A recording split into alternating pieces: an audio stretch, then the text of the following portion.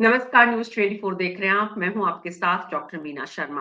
राजस्थान से आज राज्यसभा में कांग्रेस पार्टी के उम्मीदवार के रूप में कांग्रेस की पूर्व अध्यक्ष सोनिया गांधी ने आज अपना नामांकन भरा। जैसे ही सोनिया गांधी ने राजस्थान से राज्यसभा के लिए अपनी दावेदारी पेश की, एक सवाल सुर्खियों में चर्चा में बना हुआ है कि ये कितना उचित है। कांग्रेस पार्टी ने जहां इसे ऐतिहासिक बताया, राहुल गांधी के लिए नई जमीन तलाशेंगे और तैयारी करके उन्हें प्रधानमंत्री बनाएंगे, गोविंद सिंह डोटासरा ने सोनिया गांधी की उपस्थिति में विधानसभा में कहा। वहीं विपक्ष की तरफ से यानी कि सत्ता पक्ष की तरफ से ये कहा गया कि इससे प्रदेश में और देश में नकारात्मक माहौल होगा। वहीं किसी साधारण कार्यकर्ता को राज्यसभा की सीट देनी चाहिए, बीजेपी के प्रदेश अध्यक्ष ने भी कहा। मदन राठौड़ जो कि बीजेपी के उम्मीदवार हैं, उनकी तरफ से सोनिया गांधी पर टिप्पणी की गई कि ये सही नहीं है। और भी बहुत कुछ, क्या कुछ राजस्थान की राजनीति में इसका असर होगा? लोकसभा से राज्यसभा का रास्ता सोनिया गांधी को क्यों अख्तियार कांग्रेस पार्टी ने करने का फैसला लिया? ये तमाम सवाल हैं जिनका जवाब ढूंढने की कोशिश अगले 1 घंटे में हमारे खास मेहमानों के साथ करेंगे। हमारे साथ राजेश कटारा कांग्रेस पार्टी के प्रवक्ता, गोविंद छिपा बीजेपी के प्रवक्ता, संजीव श्रीवास्तव जी वरिष्ठ पत्रकार, गोविंद चतुर्वेदी जी वरिष्ठ पत्रकार, जगदीश शर्मा जी वरिष्ठ पत्रकार और राजीव जैन जी वरिष्ठ पत्रकार हैं। आप सभी का बहुत बहुत स्वागत है। तो शुरुआत राजेश कटारा जी आपसे ही करना चाहेंगे। इस फैसले के पीछे क्या कारण है? क्यों कांग्रेस पार्टी ने सोनिया गांधी को राज्यसभा भेजने का फैसला किया? मीना शर्मा जी नमस्कार। जी न्यूज़ नमस्कार। 24 के सभी दर्शकों को नमस्कार। देखिए, ये हमारा बड़ा ही सौभाग्य और बड़े गर्व की बात है कि यूपीए की चेयरपर्सन सोनिया गांधी जी यहाँ से राज्यसभा का चुनाव लड़ रही हैं। कांग्रेस की है, ना कि किसी दूसरी पार्टी से आकर के। कई बार अदर पार्टियों में देखने को मिलता है कि दूसरी पार्टियों से सदस्यता लेते हैं, दूसरे दिन उनको टिकट दे दिया जाता है। या कई लोग ऐसे हैं कि कोई पार्टी के हित की बात करते हैं, उनका उनकी पार्टी से कोई लेना देना नहीं है, फिर भी वो राज्यसभा में चले जाते हैं। दूसरा, अनुभवी है, राज्यसभा में अनुभवी लोगों की जरूरत है। अगर इतने योग्य आदमी राज्यसभा में जा रहे हैं तो बड़ा ही सौभाग्य है। अगर आज कई लोकसभा में भी लोग अपनी सीट को छोड़कर दूसरी सीटें चुनाव लड़ते हैं तो उस तरफ पे भी इस तरह की बात होनी चाहिए। बिल्कुल, आप मोदी जी बनारस से चुनाव लड़े थे लोकसभा का, तो वहां के लोगों को चुनाव लड़ना नहीं, चाहिए था। वो वहां चुनाव राजेश लड़ने क्यों जी गए?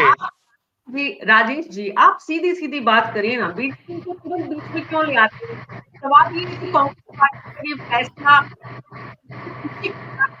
आपने कहा पार्टी के वरिष्ठ हैं, यूपीए की चेयरपर्सन है, उनके अनुभव का राज्यसभा में फायदा लिया जाएगा। ठीक है, आपकी बात समझ में आती है। गोविंद सिंह छिपा जी, पार्टी के वरिष्ठ नेत्री अगर राज्यसभा जाती है तो निश्चित रूप से बीजेपी भी स्वागत करेगी। मीना जी, देखिए, राजेश कटारा जी कह रहे थे कि सोनिया जी का अनुभव का लाभ मिलेगा, वो उनकी पार्टी का निर्णय है, जहां चाहे लड़े, हमें इसमें कोई आपत्ति नहीं है। लेकिन देखिए, मैं आपको, चूंकि राजनीति क्षेत्र से हम सब कार्यकर्ता और हम सब लोग जुड़े हैं, इसलिए राजनीति में मीना जी, डॉक्टर मीना जी, परसेप्शन बड़ा काम करता है। सोनिया गांधी जी रायबरेली की लोकसभा सीट को छोड़कर राजस्थान से राज्यसभा में जाना चाहते हैं। इसका आम इम्पैक्ट आम जनता में क्या जा रहा है? ये जा रहा है कि रायबरेली की सीट अब सोनिया गांधी जी को उतनी सुरक्षित नहीं लग रही है जितनी किसी जमाने में कांग्रेस पार्टी को लगा करती थी। इसलिए उन्होंने सुरक्षित विकल्प राज्यसभा में जाने का ये सोचा है। राजस्थान में, चूंकि ये गणित हम सब समझ रहे हैं राजनीति के कार्यकर्ता होते हुए, कि 2 सीटें भारतीय जनता पार्टी के पक्ष में जाती दिख रही हैं और 1 सीट कांग्रेस पार्टी के पक्ष में जाती दिख रही है। इसलिए अब इसके पीछे एक गणित ये भी हो सकता है, मैं ही नहीं कह रहा हूं, राजनीति के जो बहुत वरिष्ठ पत्रकार हैं, आज के जितने समाचार पत्र हैं, सब इन सुर्खियों से रंगे हुए हैं कि शायद 10 जनपद सोनिया जी को न छोड़ना पड़े, इसलिए राजनीति में राज्यसभा में जाने का सुरक्षित रास्ता, जिसे कहना चाहिए कि सुरक्षिततम रास्ता सोनिया जी ने चुना है। लेकिन मैं फिर कह रहा हूं, मुझे कोई आपत्ति नहीं है, हमारी पार्टी को कोई आपत्ति नहीं है, इनकी जहां मर्जी लड़े। गोविंद जी, आकलन करने के लिए तो हमारे पास पैनल में वरिष्ठ पत्रकारों की अच्छी चौड़ी टीम है, लंबी चौड़ी, इसलिए आप आकलन मत करिए। मेरा सवाल आपसे था कि पार्टी क्या सोचती है, बीजेपी इस फैसले का स्वागत करती है कि नहीं करती है? आपने कहा कि भाई वहां पर उनकी स्थिति कमजोर है, कि यहाँ पर ये है। अरे ये सब तो राजनीति के खिलाड़ी है, राजनीति के विद्यार्थी है, तो सोचेंगे ही। और राजनीति कर रहे हैं तो सुरक्षित सीट भी देखेंगे। सवाल ये है कि बीजेपी इसमें को एक मैं अलग जोड़ एक आधी लाइन की एक बात कहना चाहता हूं मैडम, कि हाँ अगर जी, कांग्रेस पार्टी के वरिष्ठतम नेता सुरक्षित सीटों की तलाश में लग गए हैं, तो इससे अंदाजा लगा लीजिए कि कांग्रेस पार्टी कितने पतन के दौर में है। अगर सोनिया जी भी सुरक्षित सीट अगर देख रही हैं, तो आप सोचिए तो सही मैडम कि पार्टी की क्या हालत हो गई है। जी संजीव श्रीवास्तव जी, मैसेज संदेश इससे क्या जा रहा है? गोविंद सिंह छिपा जो कह रहे हैं वो मैसेज जा रहा है, या यहाँ पर राजेश कटारा जी ने जो कहने की कोशिश की है वो मैसेज जा रहा है? पार्टी की वरिष्ठ नेत्री का राज्यसभा में जाना अनुभव का फायदा है, या फिर कांग्रेस की कमजोर स्थिति का संकेत है? देखिए मतलब ये तो बीजेपी प्रवक्ता और कांग्रेस प्रवक्ता ने अपने अपने ढंग से अपनी बात रखी है, लेकिन मुझे नहीं लगता कि इससे कोई बहुत बड़ा मैसेज क्या जा रहा है। कांग्रेस के पक्ष में भी ऐसा क्या मैसेज जाएगा इससे? सोनिया जी राजस्थान से राज्यसभा में जाएंगी, एक सीट आना उनका निर्विवाद तय, बहुत अच्छी बात है, वो चली जाएंगी। एक लंबे समय तक वो कांग्रेस की अध्यक्षा रही हैं, कांग्रेस की पर्याय रही हैं यूपीए 1 और 2 में, तो राज्यसभा में उनका जाना बनता है। लेकिन देखिए वो स्वास्थ्य कारणों से चुनाव नहीं लड़ रही, या रायबरेली में जैसे बीजेपी के प्रवक्ता कह रहे हैं उन कारणों से नहीं लड़ रही, वो एक अलग विषय है। लेकिन अगर वो स्वास्थ्य कारण से नहीं लड़ रही हैं, तो फिर राज्यसभा की भी एक सीट क्यों एक तरह से वेस्ट कर रही है? मतलब मुझे लगता है कांग्रेस की जो पूरी राजनीति की शैली है ना, वो एक पुराने ढर्रे पे चल रही है, जिससे कांग्रेस को कोई बहुत लाभ नहीं हो सकता। अब आप गांधी परिवार, मतलब सोनिया गांधी का एक मॉरल अधिकार और एक नैतिक बल है उनमें, कांग्रेस पार्टी के सांसदों के साथ vis-a-vis कांग्रेस पार्टी, वो एक जो भी आप शब्द का प्रयोग करना चाहे, लेकिन 2004 में जब कोई नहीं सोचता था कांग्रेस जीतेगी, सोनिया गांधी के नेतृत्व में कांग्रेस जीत के आई। लेकिन अब आप उसका पुण्य या उसका प्रताप कब तक लेना चाहते हैं? तब राहुल और प्रियंका बिल्कुल बच्चे थे, नए थे राजनीति में। अब राहुल गांधी अपना पूरा एक स्वरूप धारण कर चुके हैं, नेता बन चुके हैं कांग्रेस पार्टी के। तो अब सोनिया गांधी, मतलब मुझे से भी लगता है कि अगर किसी और जने को वो सीट दी जाती, किसी यंग एनर्जेटिक ऊर्जावान, तो उसका कांग्रेस पार्टी को ज्यादा लाभ मिलता। क्योंकि सोनिया गांधी, देखिए हम कुछ भी कहें, वो किसी राज्यसभा सीट की मोहताज भी नहीं है। जो उनका राजनीति में कद है, कोई राज्यसभा में जाने से उनका कद नहीं बढ़ जाएगा, या लोकसभा में फिर रायबरेली से लड़के जीत भी जाती तो कोई ऐसा सेवेंथ वंडर नहीं हो जाता। हार जाती तो बहुत बुरा होता, ये जरूर सही बात है। पिछली बार राहुल हारे अमेठी से। तो मुझे लगता है कांग्रेस, जो बीजेपी बिल्कुल एक नॉन कन्वेंशनल नए ढंग की राजनीति करती है, और कांग्रेस की राजनीति वो एक पुराने ढर्रे पे है। अब देखिए वो अशोक चौहान को टिकट नहीं दिया, वो महाराष्ट्र से छोड़ के आज बीजेपी के उम्मीदवार हो गए। वो तो बीजेपी भी एक रिफ्लेक्शन है। वो तो किसी को भी गोद में बिठा लेंगे अपने, जो उन्हें थोड़ा बहुत भी लायक लगेगा, उनको कोई फर्क नहीं पड़ता। लेकिन कांग्रेस में रिफ्लेक्शन है कि वो अपने लोगों का सामर्थ्य नहीं समझ पाते, किसी का सही। अब आज जिसको उन्होंने भेजा है राज्यसभा में महाराष्ट्र से, उसकी अशोक चौहान के सामने क्या हैसियत या वकत है? कुछ नहीं। तो आपने एक बड़े नेता को खो दिया, एक लाइट वेट को राज्यसभा भेज रहे हैं वहां से, पटोले को हटा के उसको अध्यक्ष बनाए। तो कांग्रेस की पूरी पॉलिटिक्स अभी भी उसमें बहुत व्यक्तिगत opinions, likes, dislikes, preferences, loyalty, ये सब पुराने फॉर्मूले हो गए। तो उसके तहत मुझे लगता है कि सोनिया जी के राज्यसभा में आने से कांग्रेस को कोई लाभ नहीं होने वाला। नुकसान का तो खैर प्रश्न ही नहीं होता, बट और होता तो मुझे ज्यादा पॉलिटिक्स लगती है उसमें बात इंटरेस्टिंग। जी, जी। तो जगदीश शर्मा जी, ये बात दोनों राजनीतिक दल, एक वो राजनीतिक दल है जो 2 से यहाँ तक पहुंचा है और 400 का सपना देख रहा है। एक वो राजनीतिक दल है जो किसी ज़माने में 400 में पहुंचा, लेकिन अब 40 तक पहुंचने की कवायद जो है, वो भी काफ़ी मशक्कत करनी पड़ रही है। ऐसे में अगर पार्टी में इस तरह के फैसले होंगे, जिन फैसलों का पार्टी को कोई बहुत बड़ा फायदा नहीं होने वाला, यहाँ पर अगर पार्टी का हित नहीं देखा जाएगा, तो कांग्रेस पार्टी उस स्थिति में से उबर नहीं पाएगी, जिसको लेकर आज विपक्ष तमाम तरह के आरोप प्रहार जो कर रहा है, तो कांग्रेस पार्टी के लिए ये फैसला कोई पार्टी के हित में आपको भी नजर नहीं आता?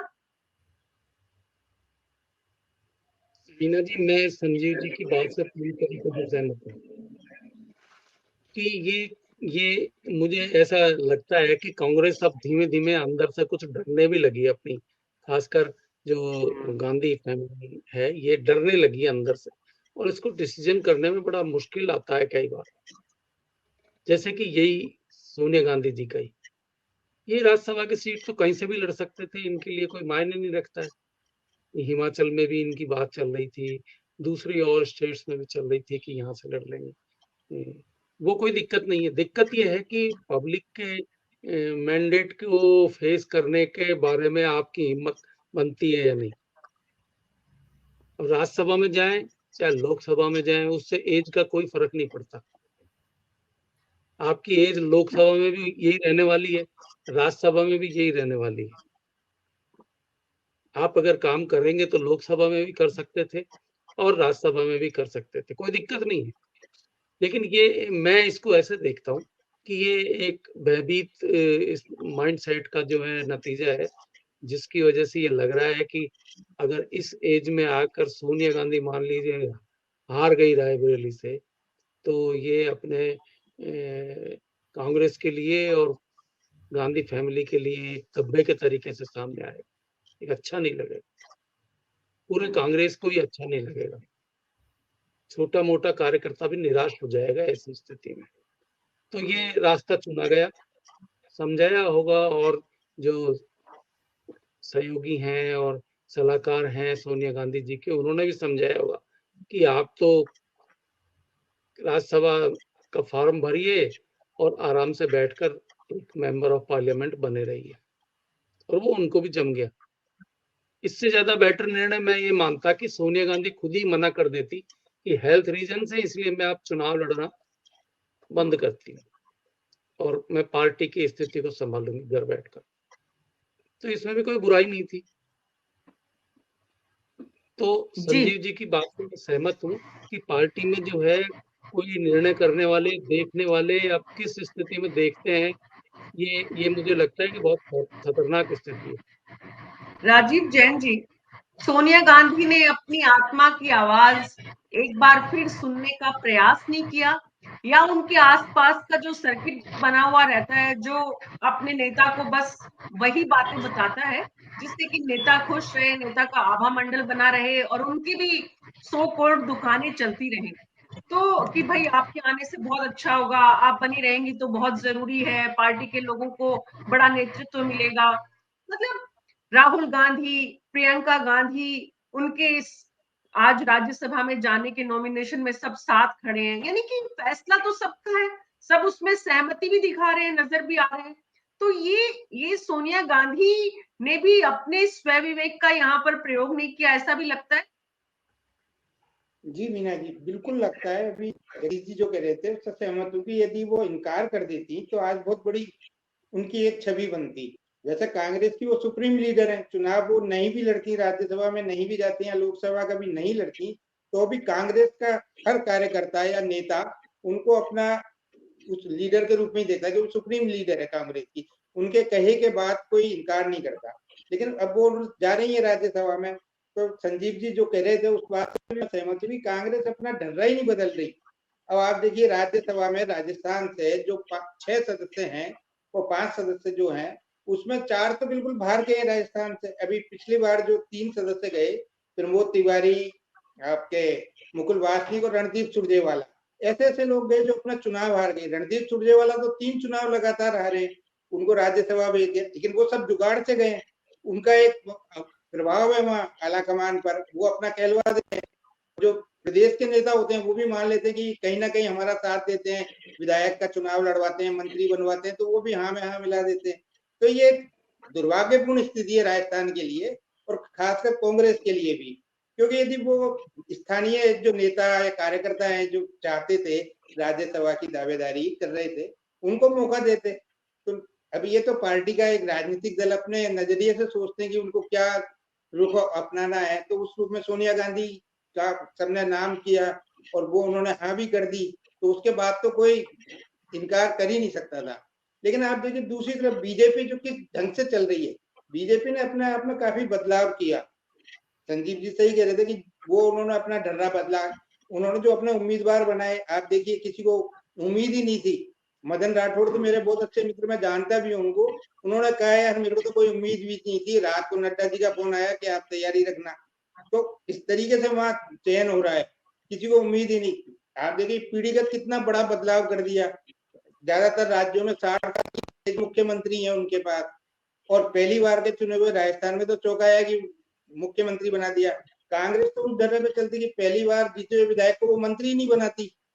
तो कहीं ना कहीं कांग्रेस को अब कहीं बदलाव लाना होगा। वो पुराने डर पे जो पुराने नेता है, उदयपुर में चिंतन शिविर हुआ था, उसमें मैं 3 दिन रहा था, तो वहां देखा, वहां जो तय हुआ कि साहब ब्लॉक स्तर पे बदलाव करेंगे, जबकि ब्लॉक और जिला स्तर के कार्यकर्ता नेता इनके कहते हैं कि प्रदेश स्तर या राष्ट्रीय स्तर पे बदलाव करो, वहां के नेताओं में बदलाव करो। जिले और ब्लॉक का कार्यकर्ता तो रहेगा ही रहेगा, वो तो विपरीत परिस्थितियों में भी काम कर रहा है, आप उसमें क्या बदलाव करोगे। तो कांग्रेस तो पता नहीं जो सोचती है या जो निर्णय करती है, चिंतन मंथन सब तरीके की चीजें करती है, 3-3 दिन की बैठकें करती है, लेकिन स्थिति कहाँ आती है कि सब नीचे का कार्यकर्ता को सक्रिय करना है। नीचे का कार्यकर्ता कहता है कि ऊपर का नेता मजबूत हो, वो अपना वो देखे, चुनाव लड़े, जनता के बीच से जाए। तो ये सब चीजें। और अब जहां तक अभी बीजेपी के प्रवक्ता जो कह रहे थे, तो बीजेपी तो इस चीज में माहिर है कि वो इतना प्रचारित कर देगी कि रायबरेली से सोनिया गांधी हार रही थी, उनको बंगला खाली नहीं करना था, इस वजह से राज्यसभा की सांसदी जो एक आसान चीज है वो ले ली उन्होंने। जी मीना जी। जी, तो राजेश कटारा जी, अब आप सबको सुनने के बाद कैसे गोविंद सिंह डोटासरा राहुल गांधी को प्रधानमंत्री बनाएंगे? विधानसभा में सोनिया गांधी की मौजूदगी में सपने तो दिखाए उन्होंने, लेकिन जहां सोनिया गांधी को राज्यसभा भेजने के फैसले को लेकर जिस तरह की रिएक्शन है, ना सिर्फ विपक्ष का, ना सिर्फ सत्ता पक्ष का, मतलब यहाँ पर जो आपका विपक्ष है, बल्कि एक जनरल ओपिनियन जो है, वरिष्ठ पत्रकारों की पैनी जो नजर है, कांग्रेस पार्टी को दशकों से जो लोग देख रहे हैं, और देखने के बाद जो स्थिति आज कांग्रेस पार्टी जहां खड़ी है, जहां आ चुकी है, पार्टी का वाकई में आत्मविश्वास बहुत कम हो चुका है। उसका संकेत, उसका इशारा, उसका रिफ्लेक्शन इसे कहना चाहिए राजेश कटारा जी आज के फैसले में। ऑडियो पार्टी ने जो आवाज नहीं आ रही क्या आपको? आ रही है राजेश जी, बोलिए प्लीज। देखिए, पार्टी ने जो भी फैसला लिया है वो बड़ा ही सोच समझ के लिया है। इसमें ये नहीं कहा जा सकता कि सोनिया गांधी जी ने खुद पहल की है इस तरह की कि वो चुनाव लड़ना चाहती है राज्यसभा से। कांग्रेस के कार्यकर्ता की, कांग्रेस की पार्टी की ये मंशा है कि सोनिया गांधी जी का मार्गदर्शन में मिलता रहे। सोनिया गांधी जी के जो 10 साल का कार्यकाल था, यूपीए की चेयरपर्सन थी, उस समय ऐतिहासिक उन्होंने देश के लिए ऐतिहासिक चीज दी। कोई विवादित उनका 10 साल का जो कार्यकाल रहा वो बिल्कुल नहीं रहा, इस तरह का कोई कार्यकाल नहीं रहा। अब आप देखिए 10 साल में इन्होंने कितने कार्यकाल कर दिए इन्होंने। आप कहते हो कि बड़ी सोची समझी बहुत अच्छी पार्टी है। आज इससे ज्यादा अगर कहीं चर्चा की जाए तो इस बात की चर्चा करने की जरूरत है कि दिल्ली में हमारा अन्नदाता किस तरह से रोडों पर भटक रहा है। ये किसानों की हित की बात करने वाली पार्टी किसान विरोधी पार्टी है। आज देखिए किसानों पर गोलियां चलवाई जा रही हैं। आज राज्यसभा चुनाव कोई मायने नहीं रखता, राज्यसभा तो कोई ना कोई बनेगा ही बनेगा, कोई जाए 2 सीटें जीतेंगे, 1 सीट कांग्रेस जीतेगी, परंतु जो किसान अन्न देता है हमारे लिए, उस किसान की क्या दुर्दशा हो रही है। आप देखिए दिल्ली में जंतर मंतर पर जिस ब्रजभूषण ने उस खिलाड़ियों के साथ में इस तरह का कृत्य किया, वो प्रधानमंत्री जी के पीछे बैठकर ताली बजाता और मेज थपथपाता और हंस के बयान देता है। आप देखिए आज चर्चा इस तरह की है। आज न्यूज चैनलों को भी समझना चाहिए ये बात कि देश में क्या हो रहा है। इसकी चर्चा करने के बजाय चर्चा इस चीज पे करिए जिससे पूरा देश त्रस्त है, जनता त्रस्त है। और रोजगार पर करिए आप चर्चा, शिक्षा पर चर्चा करिए, चिकित्सा पर चर्चा करिए। ये कोई चर्चा का विषय नहीं है।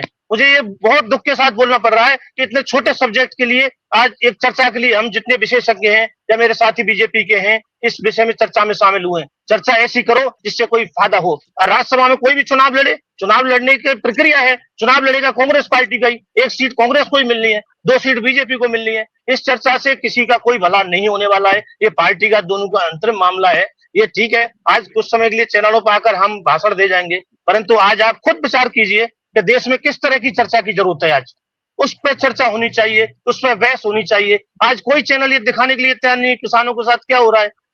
कल भी आंसू गैस के गोले थे, ड्रोन से हमले किए गए, किसानों को रोका जा रहा है, उनको समझा नहीं पा रहे। पहले भी 750 किसान, 750 कितने होते हैं आप बताइए। देश के इतिहास में काला दिन मनाने योग्य है। 750 किसान रोडों पर दम तोड़ चुके, परंतु कोई उस पर चर्चा नहीं हो रही। आज मीना जी, मैं माफी चाहूंगा, आज का विषय ये ना होकर के किसानों पर चर्चा करनी चाहिए। जी मीना जी। अच्छा राजेश जी, आपकी बात मानकर कल किसानों पर चर्चा करेंगे, और कल भी किसानों पर चर्चा की थी। सवाल तो ये है कि किसानों पर चर्चा करें तो विपक्ष क्या कर रहा है, कांग्रेस पार्टी क्या कर रही है किसानों के लिए। राजस्थान में कितने जिले हैं जहां किसानों के आंदोलन में आपके कार्यकर्ता सक्रिय रूप से भाग लेकर उनकी बात को उठा रहे हैं। एक बार जरा इसका पता कर लीजिएगा अपनी पार्टी से, उसके बाद चर्चा करेंगे। लेकिन राजेश जी, सवाल ये है कि आपके जवाब से ये समझ में आता है कि पार्टी के भीतर प्रवक्ताओं में और वरिष्ठ नेताओं में इस विषय पर चर्चा के लिए जगह ही नहीं छोड़ी है। ऐसा है क्या कि पार्टी के लोग भी बेचारे परेशान हैं कि इस विषय पर क्या बात करें, कौन बात करे, किसकी सुनी जाएगी, कोई सुनने वाला नहीं है। आज पार्टी में इस तरह का माहौल है, कांग्रेस पार्टी चिंता का विषय आपको भी लगता है पार्टी के कार्यकर्ता और प्रवक्ता होने के नाते? देखिए मीना जी, ये कोई इस तरह का चिंता का विषय नहीं है, ना पार्टी के लिए ना कार्यकर्ता के लिए। राज्यसभा का चुनाव एक ऐसा चुनाव है कि इसमें ओबलाइज करने वाला चुनाव नहीं है। इसमें सिर्फ अनुभवी आदमी को ही राज्यसभा में भेजना चाहिए। अगर किसी को ओबलाइज करना है, किसी कार्यकर्ता, उसको हम लोकसभा चुनाव लड़ाते हैं और विधानसभा चुनाव लड़ाते हैं। नीचे से लेकर ऊपर तक चुनाव प्रक्रिया और भी है। अब नगर में भी चुनाव लड़ा सकते हो, उसको जिला परिषद भी लड़ा सकते हो, पंचायत समिति भी लड़ा सकते हो। ऐसा नहीं है कि कार्यकर्ता को आप सीधे राज्यसभा में भेज दिया जाए जहाँ कानून बनाया जाता है। कानून बनाने वाली जगह पे उसको कानून की प्रक्रिया मालूम होनी चाहिए, कानून की जानकारी होनी चाहिए। इस तरह की ये संवैधानिक पद है, संवैधानिक पदों पे आप ये कह के पल्ला नहीं झाड़ सकते कि आज हम किसी कार्यकर्ता को ओबलाइज कर रहे हैं। आज आप देखिए क्या देश में चल रहा है, जिनको संवैधानिक जानकारी नहीं, उनको संवैधानिक पदों पर आप बैठाए जा रहे हो। क्या संविधान की उनको नॉलेज ही नहीं है। कई लोगों को अभी तक गार्ड ऑफ ऑनर लेने तक का नॉलेज नहीं है, किसी को बोलने के वो नहीं, कोई कभी कुछ बोल देते हैं, कभी कुछ बोल देते हैं। तो इस तरह के लोग राज्यसभा में भिजवाना चाहते हैं आप? अगर हमने अनुभवी आदमी को भेज दिया तो उसमें क्या क्या गलत कर दिया बताइए। ये आपने जानकारी दुरुस्त की है राजेश कटारा जी की लोकसभा और राज्यसभा में तो ओबलाइज करने के लिए भेजते हैं, विधानसभा में, राज्यसभा में नहीं भेजते। गोविंद सिंह छिपा जी, ये ओबलाइज करने का सिलसिला कांग्रेस पार्टी में है कि आपके यहाँ भी है? पहली बात तो ये।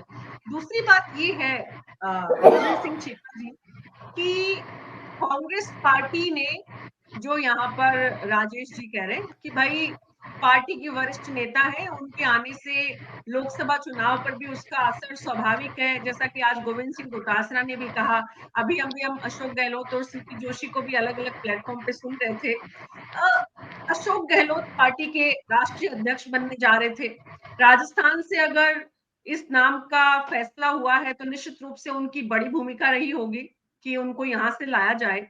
तो कांग्रेस पार्टी लोकसभा चुनाव में, आप अमेठी को, रायबरेली को छोड़ दीजिए, राजस्थान पे अगर हम देखें तो राजस्थान के लोकसभा चुनाव में राजस्थान के पार्टी के कार्यकर्ताओं में, यानी कांग्रेस पार्टी के कार्यकर्ताओं में इसका कोई पॉजिटिव असर आप देख पाएंगे इधर सत्ता पक्ष में बैठकर? मीना जी, बहुत अच्छा सवाल पूछा आपने कि आदरणीय सोनिया जी को राज्यसभा यहाँ से लड़ाने में लोकसभा की दृष्टि से क्या इम्पैक्ट आएगा, मैं इस बात पे भी आऊंगा। सबसे पहले जो संजीव श्रीवास्तव जी ने कहा था कि सोनिया जी के राज्यसभा जाने या नहीं जाने तो कोई खास फर्क नहीं पड़ेगा। संजीव जी शायद एक चीज भूल रहे हैं कि अगर सोनिया जी हार जाती तो 10 जनपद खाली करना पड़ता। ये बहुत बड़ा, और जो गांधी परिवार है ये सत्ता से बाहर कभी नहीं रह सकता। सत्ता इनके ब्लड में है, सत्ता तो इनको चाहिए, और सत्ता में अगर डायरेक्ट नहीं है तो इनडायरेक्टली इन्वॉल्वमेंट रखेंगे। इसलिए ये जो कांग्रेस पार्टी की, जो गांधी परिवार की जहां तक बात है, ये बिना सत्ता के नहीं रह सकती। इसलिए इनको सत्ता तो चाहिए, चाहे अगर रायबरेली में हार दिख रही है तो ये राजस्थान में आके राज्यसभा से जाएंगे, चाहे कहीं जाएंगे। और दूसरा, अभी जो आप डॉक्टर मीना जी आपने जो सवाल पूछा जमीनी कार्यकर्ता, देखिए यहाँ पे 2 नाम कांग्रेस पार्टी के सुनने में आ रहे थे, भंवर जितेंद्र सिंह जी और दिनेश कोटनिया जी। फिर मैं कहूंगा कांग्रेस पार्टी का अंदरूनी मामला है, किसी को भी लड़ाएं, लेकिन इम्पैक्ट परसेप्शन क्या राजनीति में कांग्रेस पार्टी के लिए जा रहा है कि अगर राजस्थान से जुड़ा कोई कार्यकर्ता, चाहे वो बड़ा नेता है, चाहे जमीन से जुड़ा कार्यकर्ता है, चाहे कोई भी है, अगर राजस्थान से जुड़ा कोई कार्यकर्ता यहाँ से राज्यसभा में भेजा जाता तो उसका आम कार्यकर्ता में एक अच्छा संदेश जाता, पार्टी को, कांग्रेस पार्टी को मजबूती मिलती। जैसे जैसे जब भजन लाल जी को मुख्यमंत्री बनाया तो हर एक हमारे भारतीय जनता पार्टी के कार्यकर्ताओं में उम्मीद जगी कि यार मेरा नंबर भी लग सकता है, जब भजन लाल जी का नंबर आ सकता है तो मेरा नंबर भी लग सकता है। जमीन से जुड़े कार्यकर्ता को अगर पार्टी प्रमोट करती है, पार्टी जब आगे बढ़ाती है तो एक आम कार्यकर्ता का मोरल बूस्टअप होता है, जो किसी भी पार्टी के जीवित रहने के लिए बहुत जरूरी है। और यहाँ पर कांग्रेस पार्टी को बहुत नुकसान होने वाला है आगामी लोकसभा चुनाव में, राज्यसभा में सोनिया गांधी जी को भेज के। सिर्फ इस एक फैसले से लोकसभा में असर, संजीव श्रीवास्तव जी, कितना देखते हैं आप? मेरे ख्याल से लोकसभा में इसका नुकसान तो नहीं होगा, लेकिन लोकसभा में इसका फायदा भी नहीं होगा। मतलब इसका डायरेक्ट इनडायरेक्ट बेनिफिट नहीं है। एक बात जरूर जो राजीव जैन जी ने कही, उससे मैं इत्तेफाक खासा रखता हूँ, क्योंकि वो बात मेरे भी दिमाग में थी, लेकिन अब उन्होंने बोल दिया तो मैं उसको सेकंड कर रहा हूँ कि एटलीस्ट सोनिया गांधी, केसी वेणुगोपाल और मुकुल वासनिक और सुरजेवाला और उससे भी आगे वो प्रमोद तिवारी, मतलब ये तो बिल्कुल ही, अब मैं उल्टे ऑर्डर में गिनी, प्रमोद तिवारी अपवर्ड्स, तो प्रमोद तिवारी से यूजलेस लीडर क्या हो सकते हैं जो किस बेसिस पे राजस्थान आके वहां से यहाँ के आके राज्यसभा भेजे गए? क्योंकि प्रियंका गांधी के चारों तरफ घूमते थे वहां पे तो सांसद बन गए, है ना, यूपी में। दूसरे जो चारों तरफ घूमते थे वो बीजेपी जाने की तैयारी में, आचार्य जी, प्रमोद कृष्ण जी, जिनको अभी कांग्रेस से निकाला गया है। तो मतलब कांग्रेस में क्या ये चमचागिरी प्रधान जो एक संस्कृति है, और अब मुकुल वासनिक, क्या मतलब है, मुकुल वासनिक कभी होते थे एनएसयूआई एबीवीपी, वो एनएसयूआई के यूथ कांग्रेस के लीडर। एक जमाना था महाराष्ट्र से अच्छा बैकवर्ड दलित चेहरा थे, एससी चेहरा थे, लेकिन ये सब क्या पिटे हुए मोहरे हैं, आज की तारीख में इनकी प्रासंगिकता नहीं है। ऑल सेरेंडन मनमोहन सिंह जी का फिर भी मेरे ख्याल से सभी समझदार लोग सम्मान करते हैं कि उनका जो एक कॉन्ट्रीब्यूशन रहा है, इकोनॉमिक्स है, देश की अर्थव्यवस्था सुधारने में उनका बहुत महत्वपूर्ण योगदान रहा। Next only to Narasimha Rao. Narasimha Rao ने सही घोड़े पे दाव लगाया, मनमोहन सिंह पे दाव लगाया, नरसिम्हा राव को भारत रत्न मिल ही गया। मैं बहक रहा हूँ विषय से। जो बड़ी बात है कि एक लेवल पे सोनिया गांधी के आने से कोई लाभ नहीं है, लेकिन कम से कम बाकी नेताओं से तो बहुत अच्छी है ना। एक बड़ी नेता है, पुरानी नेता है, और इनसे ज्यादा आज भी जनता के बीच उनकी लोकप्रियता होगी, सम्मान होगा, इनमें से कई नेताओं से ज्यादा। तो राजस्थान तो उस तरह से एक ट्रेजेडी रहा। यहाँ के लोगों ने अपनी कुर्सी बचाए रखने के लिए ऐसे लोगों को इंपोर्ट करते रहे कि भाई ऊपर लोग खुश रहे। केसी वेणुगोपाल तो किसी जगह से विधानसभा आने लायक नहीं, उसकी क्या पॉलिटिकल बैकग्राउंड है? वो सबसे बड़े नेता बने हुए हैं, कांग्रेस के मेन रणनीतिकार, चाणक्य, सलाहकार, राहुल के, सबके। तो ये मतलब एक खास तरह के लोगों की जमात इस मामले में। और एक्चुअली कांग्रेस बीजेपी से ऐसा नहीं, बीजेपी अपनी आइडियोलॉजी पे कायम रहे, लेकिन पॉलिटिक्स करना बहुत हद तक बीजेपी से सीखनी पड़ेगी। कुछ तो बीजेपी के पास, जैसे रामबाण है जिसका बीजेपी के अलावा किसी के पास है ही नहीं, अब वो हिंदू मुस्लिम कांग्रेस तो नहीं कर सकती, हिंदुत्व की राजनीति कांग्रेस नहीं कर सकती, तो उसकी यूएसपी खत्म हो जाएगी। लेकिन उसके अलावा नए एक्सपेरिमेंट्स, इनोवेशन, जैसे अभी गोविंद जी कह रहे थे बीजेपी के, कि कम से कम आप इन्होंने जब कहा तो मुझे हंसी भी आई कि भजन लाल जी को नाम आया, सबको लगा हमारा भी नंबर लग सकता है। मतलब इतने लायक थे भजन लाल जी, या इतने अलग थे कि जब ये बन सकते तो कोई भी बन सकता है ना? तो उसका अभिप्राय हम क्या, मतलब, लेकिन बात का मजाक उड़ाने की बजाय उसकी मूल भाव में जाए कि किसी भी कार्यकर्ता को बीजेपी अर्श से अर्श पे पहुंचा सकती है, उस तरह की मैसेजिंग। और थोड़ा ये भी होता है कि कोई चीज चल रही होती है, किसी चीज की success is many fathers, failure is none. BJP की चल रही है तो वो कुछ भी करें तो उसको बड़ा बुद्धिमती का फैसला कह दिया जाता है। वो बेचारे पिटी हुई है कांग्रेस पार्टी, तो कुछ भी करे तो हम उसको नाकारा कह देते हैं कि इनका क्या है, इनमें समझ ही नहीं आ रही, इनमें अकल ही नहीं है। लेकिन ये जरूर है कि जो समय का बदलाव हुआ है और जो राजनीतिक ग्रामर चेंज हुई है भारत की, उसके साथ कांग्रेस अडेप्ट नहीं कर रही है। और वो कांग्रेस की कई कमजोरियां ऐसी है जिसका कांग्रेस भी इलाज नहीं कर सकती, लेकिन कुछ ऐसी कमजोरियां हैं जिसमें कांग्रेस इनोवेट कर सकती है, बदलाव ला सकती है और कम से कम ज्यादा एक लड़ने की स्थिति में स्वयं को ला सकती है।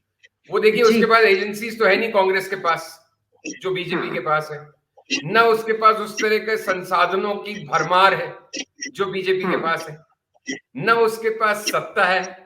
तो बीजेपी तो कईयों को रेवड़ी बांटने की स्थिति में, कांग्रेस के पास तो रेवड़ियां लिमिटेड बची हैं, तो वो किस किस को बांटे। जब उनकी सरकार थी वो बनाते थे गवर्नर, वो बनाते थे सांसद, वो बनाते थे एम्बेसडर, अब ये सब बीजेपी की चीजें हो गई हैं। तो कई बार तो क्या कामयाबी से भी आपको लगता है कि बुद्धिमत्ता के हम उन पे कई ताज लगा देते हैं। निश्चित रूप से उगते सूरज को सब सलाम करते हैं और सफलता के सब साथी होते हैं। ये यही तो बात है एकदम मीना सही जी आपकी। मैंने इतनी लंबी चौड़ी बात की, आपने एक वाक्य में उसको निपटा दिया। बहुत बढ़िया। जी सर, शुक्रिया सर। तो बात ये है कि सफलता के जो सब साथी होते हैं उसमें आज की तारीख में देश के प्रधानमंत्री नरेंद्र मोदी के हिस्से में एक सफलता बहुत बड़ी होगी जब इतिहास लिखा जाएगा उनके टेन्योर का। उन पर आरोप बहुत लोकतंत्र के दमन का, और ये बात मैंने पहले भी कई बार कही है अलग अलग परिप्रेक्ष्य में। लेकिन पुरानी पीढ़ी को खत्म करने का, वसुंधरा राजे, शिवराज सिंह चौहान, रमन सिंह, लेकिन जहां बीजेपी में ये कहा जाता था चुनाव से अडवाणी पहले, जी, मुरली मनोहर जोशी, पीछे तक जाइए। जी, पुरानी पीढ़ी। लेकिन एट द सेम टाइम हमें ये भी सोचना पड़ेगा कि आडवाणी जी उम्र के उस पड़ाव पर क्या करते और क्या उन्हें करना चाहिए था। जब हम राजनीति में रिटायरमेंट की भी बात करते हैं, सवाल ये भी साथ साथ उठते हैं। आडवाणी जी को उन्होंने घर बैठाया, किनारे लगाया, और वो कौन सा बोर्ड बनाया था, क्या मार्गदर्शक मंडल, तमाम। लेकिन जो राजस्थान में बात उठती थी कि 10 बीजेपी के पास कैंडिडेट है सीएम के, और 10 के बाद भी और 10 और 10, लेकिन उसके बाद वाले व्यक्ति को मुख्यमंत्री बनाया। और जिस दिन भजनलाल शर्मा मुख्यमंत्री पद की शपथ ले रहे थे, उस दिन वहां एल्बर्ट हॉल के आगे कम से कम 10-15 ऐसे कार्यकर्ता मिले जिन्होंने कहा भजनलाल जी के जैसा ही करियर हमारा, एकदम वैसा ही पॉलिटिकल करियर है, मैं भी सरपंच बना था और एकदम वैसी। तो इसमें तो कोई दो राय नहीं कि लाखों लोगों की उम्मीदें और सपने जगा दिए बीजेपी ने। उसका क्रेडिट नरेंद्र मोदी को दें, बीजेपी को दें, अमित शाह को दें, ये तमाम अलग मुख्य मतलब हम विषय से हट जाएंगे। सवाल ये है कि कार्यकर्ताओं का सपना जगा देना। आज जो बीजेपी के 2 नाम आए हैं वो भी अपेक्षित नामों से एकदम अलग है। बड़े बड़े लोग सपने देख रहे थे कि हम पहुंचेंगे राज्यसभा में, लेकिन एकदम अलग नाम। तो ऐसे में कार्यकर्ता में एक मैसेज जाता है कि भाई पता नहीं कल किसकी किस्मत, राज्यसभा, लोकसभा। अब लोकसभा के चुनावों के लिए ये और भी ज्यादा हो गया है कि लोकसभा में किसको टिकट मिलेगी, ये भी अब कोई भी जो दावेदार है बड़े बड़े वो भी सोच नहीं सकते। तो सवाल ये जगदीश शर्मा जी ऐसे में कि एक तो कांग्रेस पार्टी के अंदर अगर किसी कार्यकर्ता को ऐसे ही बना देते जैसे यहाँ मदन राठौड़ को बनाया, तो जो गुटबाजी है कांग्रेस की वो हावी होने की संभावना बढ़ जाती कि भाई कांग्रेस पार्टी में ऑलरेडी इतनी गुटबाजी है। फिर आपने किसी एक वर्कर को बनाया तो बाकी वर्कर्स की फौज लग गई उनके पैर काटने के लिए। तो एक इससे बचने के लिए अगर सोनिया गांधी को बना देते हैं तो कम से कम सारे कार्यकर्ता एक पिच पे तो रहेंगे कि नहीं नहीं नहीं, पार्टी के बड़ी लीडर को बनाया है, अब हमें लोकसभा में जुट जाना चाहिए। मीना जी ऐसा है कि अगर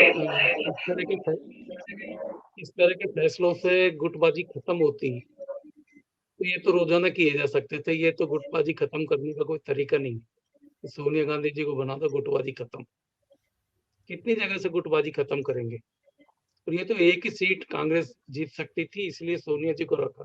अगर 2 सीट जीतने की स्थिति में होती तब किसको लड़ाते आप? फिर तो एक अशोक जी को लड़ा देनी चाहिए थी, वो भी राज्यसभा चले जाते, क्योंकि वो नेशनल प्रेसिडेंट बनने वाले थे, इसी कैटेगरी के लगभग थे वो। तो इससे कोई फर्क नहीं पड़ता कि गुटबाजी मैडम जगदीश जी की आवाज नहीं आ रही है। गोविंद जी हम तो सब सुन पा रहे हैं, बाकी लोग सुन पा रहे हैं जगदीश जी को? सुन पा रहा हूँ। हाँ जी, सुन पा रहे हैं। तो मेरा कहने का मतलब ये तो कोई सॉल्यूशन नहीं हुआ। देखिए, एक भारतीय जनता पार्टी तो अपनी पॉलिटिक्स के तौर तरीकों को बदलती जा रही है। मैंने पहले भी 2-3 दफा आपकी डिबेट में ये कहा है कि भारतीय जनता पार्टी कॉरपोरेट तरीका अडॉप्ट कर ली। आज इसको रखो इस पोस्ट पर, कल उसको हटाकर वहां दूसरे आदमी को रखो, ये रिजल्ट प्रॉपर नहीं दे रहा है तो तीसरे को बदल दो, ये सब कुछ चल रहा है।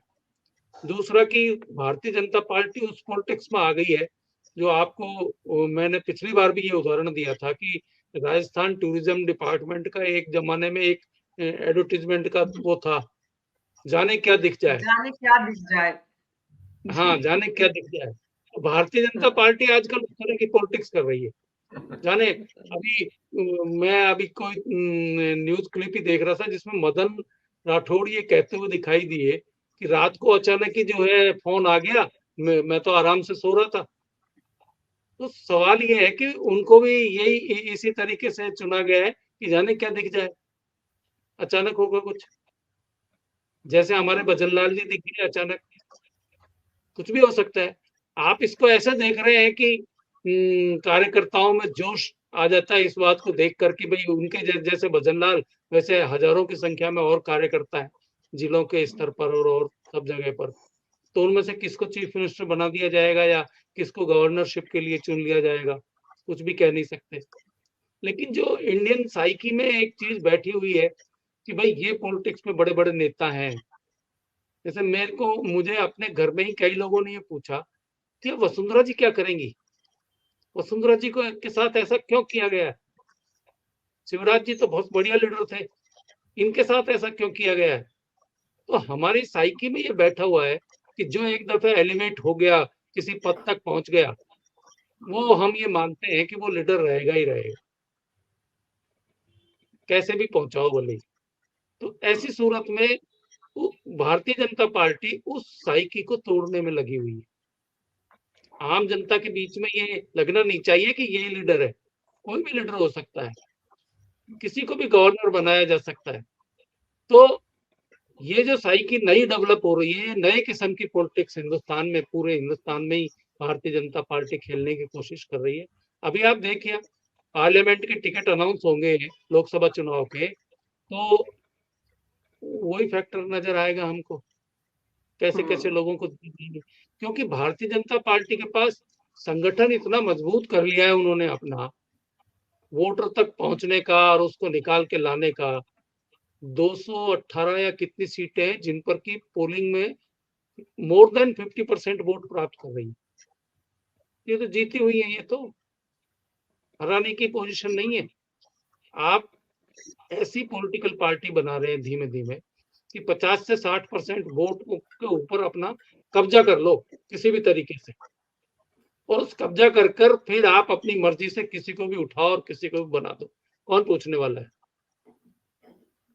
लेकिन उसमें एक चीज जरूर होती है, कार्यकर्ता से लेकर नेता सब लोगों को एक मेहनत करनी पड़ती है, उनको दिखाते रहना पड़ेगा कि देखो हम काम कर रहे हैं, हम पार्टी के लिए अच्छे वर्कर हैं, हम कभी भी एलिवेट किए जा सकते हैं।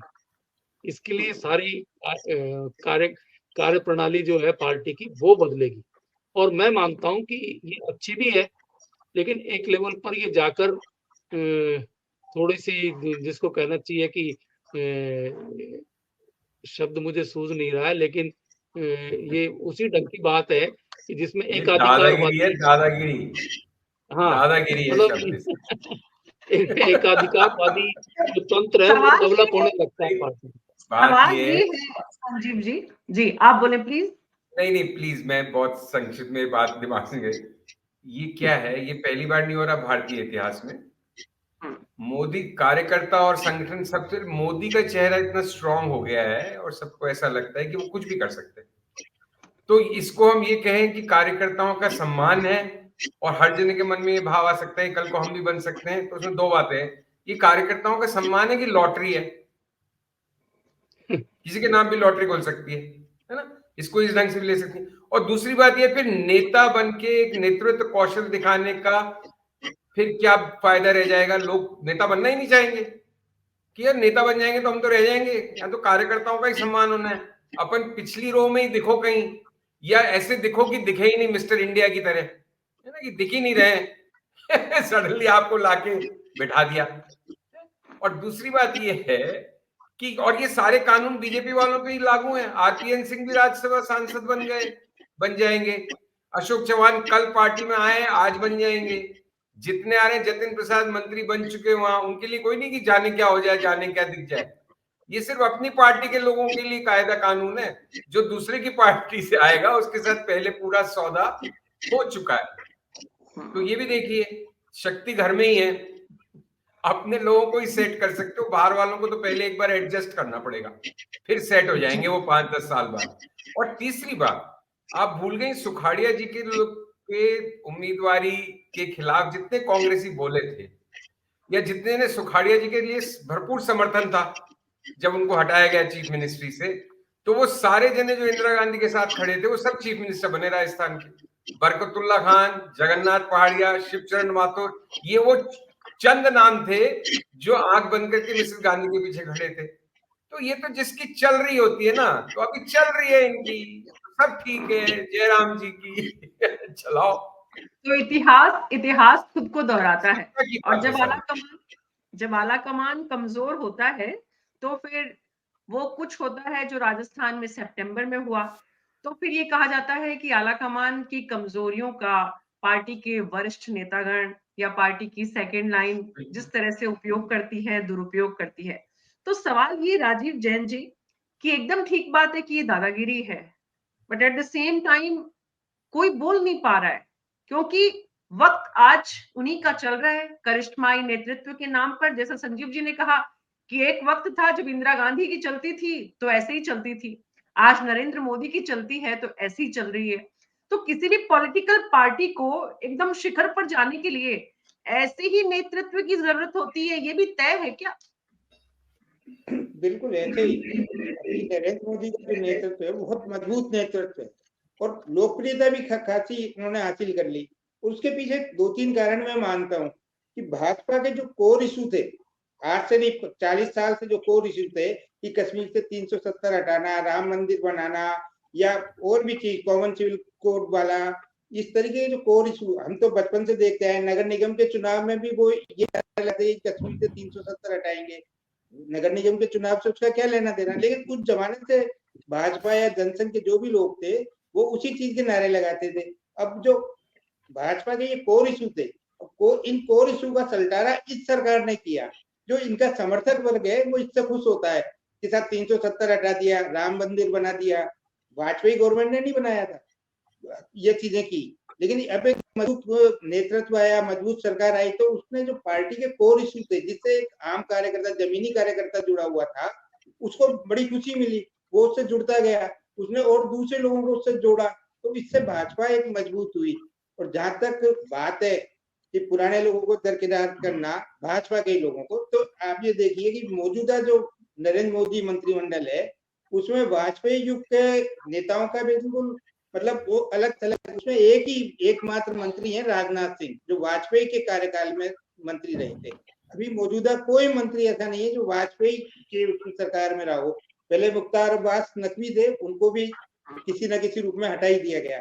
इसी तरह जो मुख्यमंत्री वाजपेयी के कार्यकाल के दौरान मुख्यमंत्री थे, वसुंधरा जी या शिवराज सिंह चौहान, ये सब भी अब बाहर हो गए। तो एक नई भाजपा भी खड़ी की है नरेंद्र मोदी ने। उस रूप में देखें तो कि नए लोग जो लाए गए, और निश्चित रूप से अभी मौजूदा जो नेतृत्व है वो इतना मजबूत है कि भाजपा का, क्योंकि भाजपा का कोई कार्यकर्ता बोल नहीं सकता। और पिछले 15-20 साल में जो जुड़े भाजपा से, जो सक्रियता जिन्होंने दिखाई, उन्हीं को ज्यादा मौका मिल रहा है। जो पुराने कार्यकर्ता थे वो कहीं बैठे हुए घर है, बस उनका सम्मान है। जिस तरीके से आडवाणी के वो बर्थडे पे या भारत रत्न पे सिर्फ मोदी जाएंगे या अमित शाह ही जाएंगे, और दूसरा कोई नेता चला जाए तो उस पर टेढ़ी निगाह भी पड़ जाती है, जो मेरी जानकारी है। ये भी चीजें चल रही है वहां। तो पूरा जिस तरीके से एक नई भाजपा उन्होंने खड़ी कर दी, तो उसमें एक ये सब चीजें, तो बदलाव वाली चीजें अब सामने आ रही है। जी मीना जी। तो राजीव जी जब आप बोल रहे थे ना, तो ये गोविंद सिंह छिपा जी बड़े मुस्कुरा रहे थे, और राजेश जी तो खैर चले ही गए, वो सुन ही नहीं पा रहे कि भाई चर्चा किस विषय पे कर रहे हो आप, चर्चा का ही विषय नहीं है ये।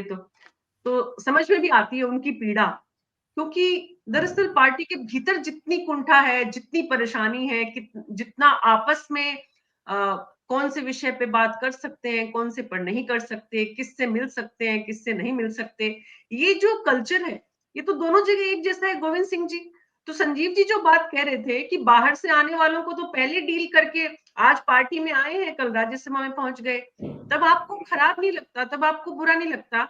जब आप सोनिया गांधी के फैसले पर आपत्ति करते हैं, तो पार्टी में आपके यहाँ भी बहुत सीनियर लोग हैं जो बेचारे बहुत मेहनत करके यहाँ तक, मतलब बहुत बेचारे जुटे हुए थे पिछले 5-6 साल में, लेकिन वो आज जब पूछते हैं कि क्या हो रहा है, कैसे हैं मीना श्री जी, राम एक जी, चीज तो और बता दूं मैं। श्री राम जी रो रहे हैं। हाँ राजीव जी बोलिए। मैं ये अभी वहां जैसे दिल्ली वाला जिक्र किया मैंने कि अडवाणी के और नेता चले जाएंगे तो उनसे नाराजगी बढ़ जाएगी, उसी तरह अब राजस्थान में आप देखिएगा वसुंधरा बिल्कुल जी के जो बिल्कुल विधायक चले जाएंगे वो मंत्री नहीं बनेंगे। अभी अब बिल्कुल वसुंधरा जी के यहाँ अब जाना छोड़ दिया भाजपा के लोगों ने, तो ये जी। बदलाव चीजें दिख रही है कहीं ना कहीं। जी ये तो गोविंद जी, ये परेशानी, ये चर्चा, ये तो पार्टी में बहुत कार्यकर्ताओं को मतलब अंदर से तो महसूसती होगी ना। मीना जी देखिए, गोविंद जी स्माइल बहुत मैं अच्छी देते हो आप। थैंक यू, धन्यवाद धन्यवाद।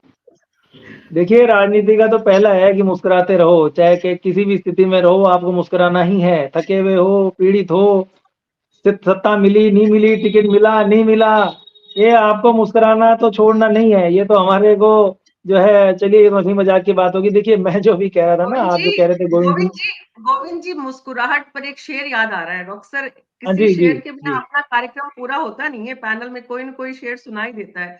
तो आज मैं सुना देती हूँ कि जब भी जी। मिले हंसकर मिले, जब भी मिले हंसकर मिले, पर दिल कभी मिले न थे, दुश्मनी ऐसी भी होगी ये कभी सोचा न था। तो आपकी मुस्कुराहट वही बताती है क्या? नहीं नहीं नहीं, देखिए हमारी तो किसी से दुश्मनी नहीं है। हमारे तो, मेरे तो कांग्रेस में बहुत सारे मित्र हैं, दोस्त हैं। वो जो आप कह रहे थे ना कि साहब वो उनके यहाँ चले गए, तो देखिए राजनीति में सभी फैसले एक ही ट्रैक, 2 और 2 4 के फैसलों से राजनीति नहीं होती है कभी भी। राजनीति में 2 और 2 5 भी हो सकता है, राजनीति में 2 और 2 3 भी हो सकता है, राजनीति में 2 और 2 0 भी हो सकता है। तो देखिए कई बार कई परिस्थितियां, समीकरण बैठाने के लिए भी निर्णय करने पड़ते हैं। लेकिन आप देखिए कांग्रेस की और भारतीय जनता पार्टी की जो राजनीति की जो दशा और दिशा चल रही है वो क्या है, हमने नए व्यक्तियों को बनाया तो पार्टी खड़ी हो गई और वो प्रयोग करने की स्थिति में भी नहीं रह गए। ये सबसे बड़ा फर्क है। अभी जो कह रहे थे ना, मैं शायद संजीव जी कह रहे थे, मेरे को ध्यान है कि भजन लाल जी को बनाया, तो आप क्या कहना चाहते हैं? देखिए भजन लाल जी जब मुख्यमंत्री बने तो हर एक कार्यकर्ता ने उनके साथ के फोटो शेयर किए फेसबुक पे, ट्विटर पे कि साहब देखिए मैं भजन लाल जी के साथ बस में सफर किया है, मैंने भजन लाल जी के साथ। तो एक जमीन से जुड़े हुए कार्यकर्ता है। किसी को भी बना दिया, इसका ये मतलब नहीं है कि किसी को भी बना दिया, योग्यता अयोग्यता बिना देखे बना दिया। आज भजन लाल की योग्यता पे, भजन लाल जी की कर्मठता पे किसको प्रश्न चिन्ह लगा सकता है? कोई नहीं लगा सकता। और इसी तरह से जो भारतीय जनता पार्टी अभी जैसे इनको मदन राठौड़ जी को टिकट दिया है, हमारे में राजीव जी कह रहे थे कि मेरे अच्छे मित्र हैं, मेरे से कल ही बात हुई है उनसे और इस तरह की अंतरंग बात हुई है। ये जमीन से जुड़े हुए कार्यकर्ताओं को जब प्रमोट करके आगे बढ़ाया जाता है तो एक आम परसेप्शन जाता है। मैं बार बार ये कह रहा हूँ मीना जी, परसेप्शन बड़ा राजनीति में काम करता है। सोनिया जी को टिकट यहाँ से राज्यसभा में भेजने का परसेप्शन जो जा रहा है आम जनता में, आम समाज में, वो क्या जा रहा है? वो वही जा रहा है कि इनको रायबरेली की सीट, मैं अब एक चीज आगे की बता देता हूँ, वहां से शायद प्रियंका जी को लड़ाने की कवायद चल रही है। अब मुझे तो लग रहा है कि कांग्रेस पार्टी क्या प्रियंका जी को प्रियंका जी कुर्बानी देना चाहती है। भाई रायबरेली की सीट है, अगर वो जिताऊ ही लगती तो सोनिया जी को वहां से जाने की जरूरत नहीं थी। बेटर होता कि प्रियंका जी को यहाँ से लड़वा देते। अरे अपने ही परिवार में तो नए व्यक्ति को गोविंद भेज जी, तो कम से कम। गोविंद जी, पूरा ज्ञान कांग्रेस के लिए है। मैंने पूछा पार्टी के कार्यकर्ताओं में कुंठा आपके यहाँ भी बहुत बढ़ रही है, सवाल ये है, और बड़े बड़े नेताओं में बढ़ रही है, आप उस पर चुप्पी मार गए। नहीं, कौन से निर्णय पे? मैंने कहा ना, उसका जवाब दिया मैंने उसका जवाब दिया कि देखिए हमारे यहाँ नवाचार किए जाते हैं, नए लोगों को मौका दिया जाता है, नए लोगों को आगे बढ़ाया जाता है। और पार्टी खड़ी हुई कि नहीं हुई? किसी समय में कहते थे अटल जी अडवाणी जी का पार्टी का क्या होगा, हम लोग भी चिंता करते थे यार क्या होगा। लेकिन माननीय मोदी जी ने जो करके दिखाया, पूरा सम्मान है अटल जी अडवाणी जी का। लेकिन जो मोदी जी ने करके दिखाया वो तो देखिए, ये इसको तो दुनिया नमस्कार कर रही है। और इस बार देखिए, आप देखिए कि मोदी जी कह रहे हैं कि 400 से पार हम लोग जाने वाले, हमारी स्ट्रेटेजी है। तो अगर 400 पार की स्ट्रेटेजी में एक दो टिकट अगर इस तरह से कोई तात्कालिक परिस्थिति को देख के किए जाते हैं, तो आप इतना तो स्पेस दीजिए किसी पार्टी को। मैंने कहा ना, राजनीति है, राजनीति में 2 और 2 4 नहीं होता है, 2 और 2 3 भी हो सकते हैं, 5 भी होते हैं, 0 भी हो जाता है, 2 और 2 22 भी हो जाते हैं। ये कोई महत्व नहीं है कला तो के क्षेत्र में। ये बात तो कांग्रेस पार्टी पर भी उतनी लागू होती है। और जहां तक युवाओं की बात कर रहे हैं आप, यूपीए 2 में आपको याद होगा किस तरह से युवाओं को मौका दिया गया था, जो युवा कैबिनेट थी उसको भी। ये जो संजीव जी ने कहा कि भाई मतलब आज जो चल रहा है जिसका सिक्का वही सब अच्छा कर रहा है, वो वाली बात हो गई कि हम जो कर रहे हैं वो सारे फैसले सही हैं और वहां पर सारे फैसले गलत। एक बात और कहना चाह रहा हूं मीना जी, कि जी, जैसे जी। जमीन से जुड़े नेता मदन जी हैं, राज्यसभा में गए बीजेपी, जिनकी कल राजीव जी से बात हुई, ऐसी जमीन से जुड़े पत्रकार राजीव जैन साहब, इनका भी लगातार एक आपसे सीखा हूँ संपर्क और संबंध रहा है। अच्छी बात है, सब लोग शुभकामनाएं हमारी तो भाई। जवाब नहीं देंगे मिस्टर जैन इसका। लेकिन बस मैं भी कहूंगा मीना जी की राजीव जी मेरे साथ डिबेट में आते थे, आज राज्यसभा मेंबर है, मेरे दोस्त हैं। आप सब राज्यसभा में जाएं। ये सभी बहुत बहुत शुक्रिया आप सबका इस चर्चा में शामिल होने के लिए। तो कुल मिलाकर जो बात समझ में आती है वो ये कि आज कांग्रेस पार्टी के इस फैसले पर सवाल उठ रहे हैं कि सोनिया गांधी का राज्यसभा में जाना क्या वाकई में जरूरी था? क्या वो अपनी आत्मा की आवाज एक बार और सुनती और वो ये किसी मौका किसी पार्टी के कार्यकर्ता या नेता को देती जिससे कि और ज्यादा लोकसभा चुनाव पर उसका असर होता और वो खुद नेतृत्व करती? तो क्या कांग्रेस पार्टी के हित में नहीं होता? अगर वो ऐसा फैसला करती तो उससे कांग्रेस पार्टी में और ज्यादा ऊर्जा भरने का क्या काम हो सकता था? ये सवाल है जिनका जवाब कांग्रेस पार्टी को तलाशना होगा, क्योंकि आज कांग्रेस पार्टी जिस स्थिति में है और देश में लोकसभा चुनाव से पहले अगर उनका डर दिखा रहा है इस तरह के फैसले से, नैरेटिव बनाने का काम बीजेपी सत्तारूढ़ पार्टी को बहुत बेहतर आता है।